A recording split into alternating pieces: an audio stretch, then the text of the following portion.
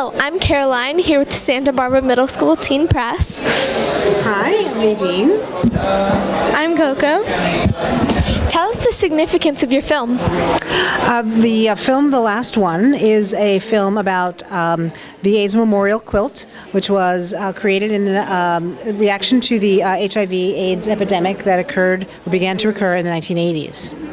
And there's a lot of relevancy today because it affects young people as well as people who don't have access to care, as well as just the average Americans and people around the world. What led you to choosing that title? It is significant because there was a panel that was created and it was sent into the quilt. The folks that manage the quilt, the name's Project Foundation. It was entitled The Last One, and it was given in the hope that it would be the last panel ever created for someone who was been lost to AIDS. How has AIDS touched your life personally? Well, personally, in the very beginning, in the 1990s, I understood it and dealt with it through friends that were sick, and the community that was first impacted by it. And throughout the years, I've worked with other folks, especially the international community, and specifically in Africa, working with an orphanage, a children's home in Africa. Those children were orphaned to HIV/AIDS. Many of their parents died. So for many years of my life, I've dealt with it on a sort of a contemporary level of my own peers, and then on another community of people that I had been so very lucky to meet in Africa. And seeing these children with AIDS, does that affect your perspective on life and how you're living it?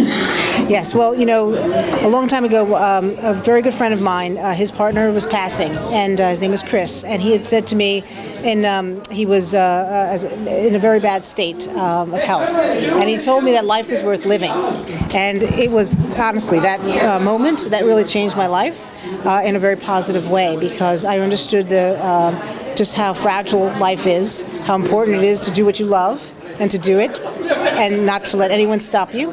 And I think meeting the children in Africa and seeing such joy that they have for life, and realizing that they take every day and they live every single day with joy and love and compassion, it was a lesson for all of us, and it was certainly a lesson for me.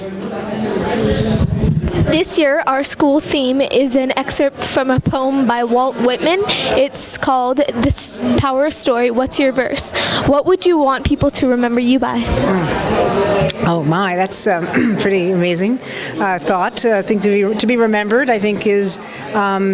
For me, would be to be known as someone who thought about others and try to shine a light on the people that may not normally have a light shone upon them. I think that it's our duty to try to reach out to the other in our community and to find out who people really are, because we're united by so much, and I think we spend a lot of time separating ourselves, and it's really important, I think, to attach yourself and find